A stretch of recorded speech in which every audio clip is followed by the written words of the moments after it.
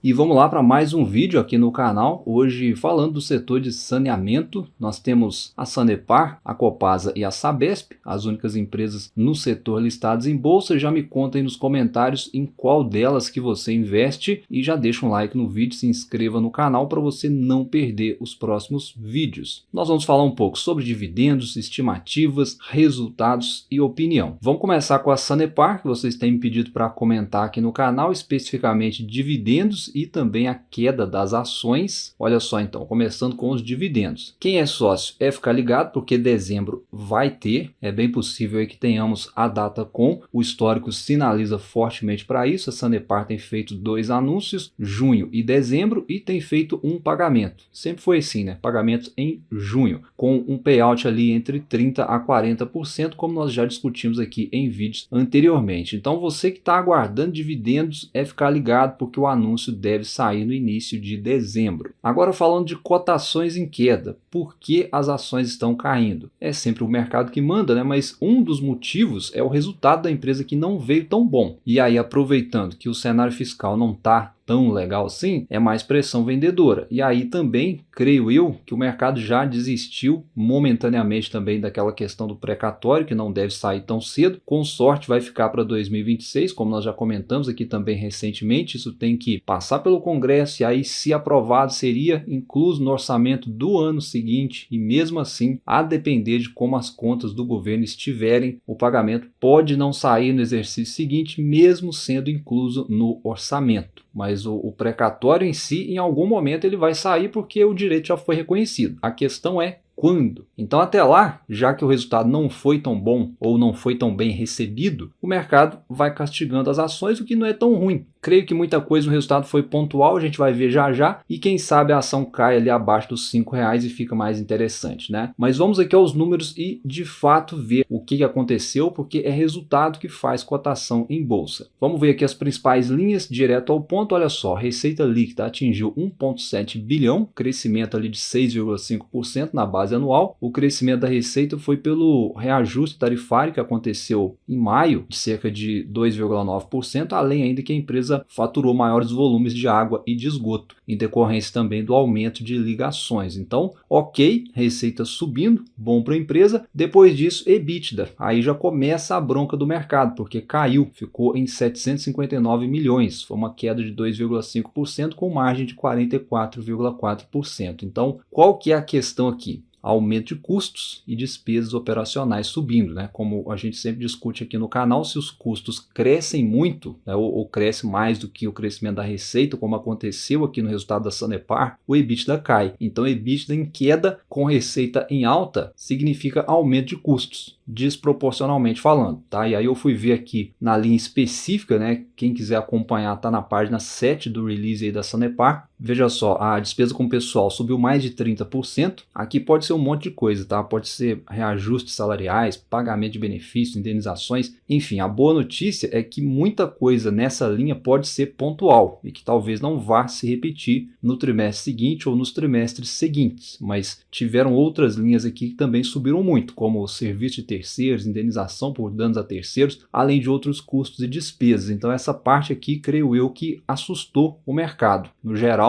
as despesas cresceram mais de 15%, enquanto a receita, como a gente acabou de ver, cresceu 6,5%. E na última linha aqui, o lucro líquido também veio em queda, foram reportados 377 milhões, queda aí de 4,9%, com margem de 22%. Refletindo aí boa parte desses dados negativos que eu trouxe brevemente, acho que o resultado, apesar de ter sido de lucro, ele veio abaixo, né, do que o mercado esperava. E o responsável aí pela maior parte desse resultado pressionado foi o aumento das despesas, conforme nós acabamos de ver. E aí, olhando para a Copasa, que também é segmento idêntico ao da Sanepar, ela também reportou aumento das despesas, mas percentualmente falando foi menor. Eu já comentei do resultado da Copasa aqui em vídeos passados, mas só para a gente poder contextualizar aqui e comparar com o resultado da Sanepar, veja que a Copasa cresceu receita em 9,6%, já a Sanepar, como a gente viu, cresceu 6,5%, ou seja, Sanepar cresceu menos percentualmente falando. A Copasa cresceu custos e despesas em 6%, o que não é tão bom, mas a receita cresceu mais, então não prejudicou o resultado da Copasa, enquanto o da Sanepar foi prejudicado porque cresceu custos e despesas em 15%, ou seja, para a Sanepar a despesa cresceu aí mais que o dobro da receita, o que é ruim. O EBITDA da Copasa subiu 13,6%, enquanto o da Sanepar caiu 2,5%. E o lucro líquido da Copasa subiu 9,3%, enquanto o da Sanepar caiu 4,9%. Então, olhando aqui percentualmente, comparado uma empresa e outra, a Copasa reportou melhores números, né, e conseguiu ser mais eficiente no controle de custos, e isso não prejudicou o resultado da empresa. Mas é importante dizer que um resultado isolado não faz a Copasa melhor do que a Sanepar. Mesmo a Sanepar reportando resultados que eu considero piores do que os da Copasa nesse trimestre, a Sanepar mesmo assim ela ainda tem margens melhores do que a Copasa. Veja que a margem EBITDA da Sanepar no trimestre ainda ficou em 44,4% e os da Copasa ficaram aí em 40,5%. Ou seja, a Sanepar ainda assim ela é mais eficiente do que a Copasa, o que reafirma o que eu disse, que essa questão aqui do aumento de custos, né, pode ter sido pontual para o lado da Sanepar, porque historicamente a Sanepar nunca sofreu tanto, entre aspas, aí, com aumento de custos a ponto de perder margens por tempo prolongado, né? Você vê aí representado na linha laranja, por exemplo, onde o histórico de margem da Sanepar é muito consistente. Eventualmente acontece uma queda, mas historicamente a eficiência da empresa sempre prevaleceu. Portanto, a Sanepar melhor em resultados ainda, de modo geral, do que a Copasa, porém a Copasa tem hoje mais gatilhos, vamos chamar assim, do que a Sanepar. Um desses gatilhos é os dividendos mais consistentes da empresa, tá? Olhando aqui para o payout, que é de 50% para a Copasa contra 30% a 40% da Sanepar, é um ponto a considerar, né? Copasa melhor nesse quesito, e também frequência de pagamentos. Para a Copasa tem sido trimestral. Recentemente as ações da Copasa deram até uma animada, porque os rumores quanto à privatização ganharam força. É mais um gatilho que quem sabe em algum momento possa se tornar realidade, né? Depois que o mercado ficou sabendo que o governo de Minas Gerais enviou o projeto de lei para a Assembleia Legislativa com o objetivo de privatizar a empresa, não só a Copasa, mas também a CEMIG entraria aí nessa proposta, então as ações deram uma arrancada. Porém,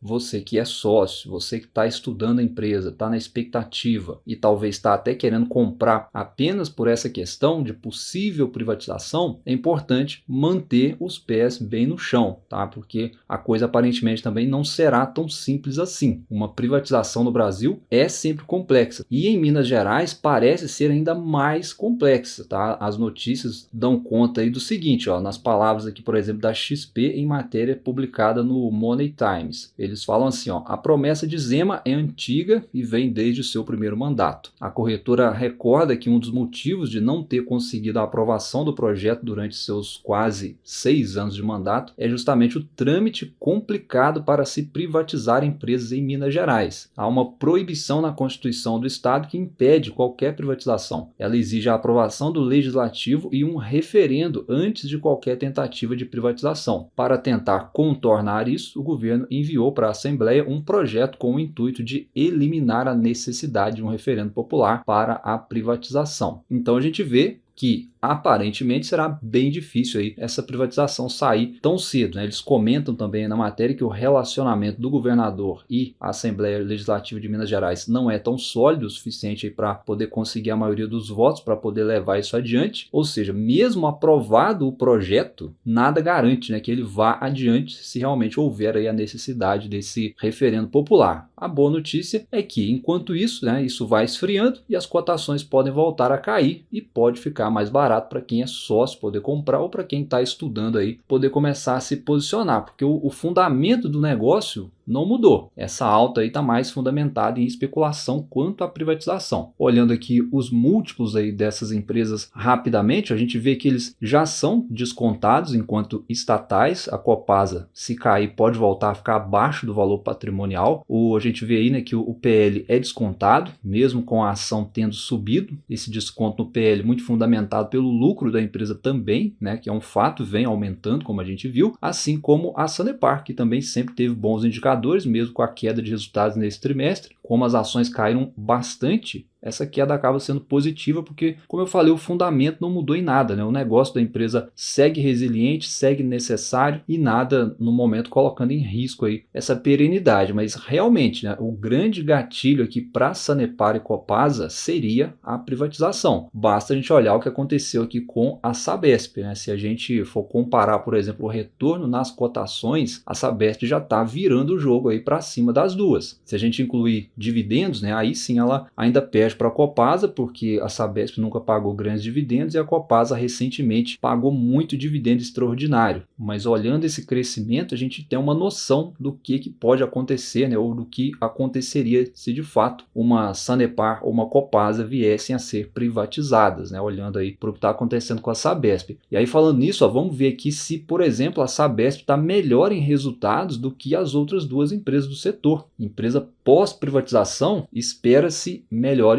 números à frente. Então, olha só, receita líquida da Sabesp foi de 5,4 bilhões, cresceu 6,7%, comparado com as demais empresas, cresceu um pouco mais do que a Sanepar e cresceu menos do que a Copasa. Olhando para a EBITDA da Sabesp, foi 2,7 bilhões, cresceu 16,7%, então cresceu mais do que a Sanepar e mais do que a Copasa. Agora, olhando para o lucro da empresa, foi de 1,1 bilhão, cresceu aí 43,6%, então cresceu muito mais aí percentualmente falando do que Sanepar e Copasa. E quando a gente vai olhar para margens operacionais, a Sabesp atingiu aí 59,9%. Não só bem maior do que Sanepar e Copasa, mas foi uma margem expandindo comparado ao mesmo resultado da empresa no ano anterior. Então hoje a Sabesp em resultados ela está superando a Sanepar em eficiência e lucratividade. Sanepar era a mais forte até pouco tempo atrás. Eu sempre comentei isso aqui no canal, né, em análises que eu já trouxe da Sanepar várias vezes por diversos momentos aqui, comentando que a Sanepar era a mais forte. Hoje a Sabesp virando o jogo. Não quer dizer que você tem que trocar de empresa. Não, mas é um fato onde mostra que uma empresa privatizada ela tem valor a destravar não só em bolsa, com a cotação subindo, mas operacionalmente falando. O ganho de margem aqui ele é bem evidente, né? Sem falar que a privatização de fato mesmo ela foi consumada recente, do meio do ano para cá. Então o ganho operacional, né, que todo mundo vislumbra com a privatização pode ainda não estar no preço. E por isso os analistas seguem enxergando o case ainda descontado, né, com potencial a destravar. Me fala inclusive, né, em qual empresa do setor que você investe. Copasa, Sanepar ou você está investindo em Sabesp. Mas para a Sabesp aqui, o que pode demorar, na verdade, são os bons dividendos. Para quem quer dividendo, Sabesp não é o caso, né? O yield ainda é baixo e a empresa paga anualmente. Um anúncio, um pagamento, com um percentual a distribuir ainda ali na faixa dos 25% mínimos obrigatórios. A nova política da empresa prevê a distribuição de até 100% do lucro em algum momento. Porém, pelo que eu entendi aqui, do que a empresa divulgou há uns meses atrás, seria só lá em 2030, tá? Eles citam aqui a depender do fator U, seria o fator de universalização, aí dependendo, né, de algumas condições, eles vão gradativamente aumentando o payout, saem dos 25% para 50% a partir de 2026, depois 75% em 2028 e podendo chegar a 100% do lucro em 2030. Esse fator U que eles comentam aí tem a ver com reajustes tarifários, consequentemente investimentos também, porque a empresa ela vai ter que investir para poder atingir as metas de universalização do saneamento, então depende de alguns fatores, tá? Portanto, dividendos fortes aí para a Sabesp até 2026, muito improvável, tá? Não é ação para essa finalidade. E aí, dito isso, o que esperar das empresas daqui para frente? Sanepar, na minha opinião, deve continuar morno, né? Porém o reloginho de sempre. Eu acho que esse resultado que a gente viu mais pressionado foi pontual. A empresa sempre foi muito eficiente, então deve seguir forte. Se os reajustes tarifários, obviamente, forem acontecendo normalmente, como vem sendo, a empresa vai seguir crescendo como sempre foi. E aí fica na esperança, né, de um dia possível privatização ou pelo menos, né, uma mudança na política de remuneração da empresa no sentido de dividendos, que hoje em dia não é atrativo para o investidor previdenciário. A empresa paga só uma vez por ano, nem correção dos proventos tem, além, né, de ter reduzido o payout, que antes era de 50%, hoje está entre 30% a 40%. E quanto ao precatório,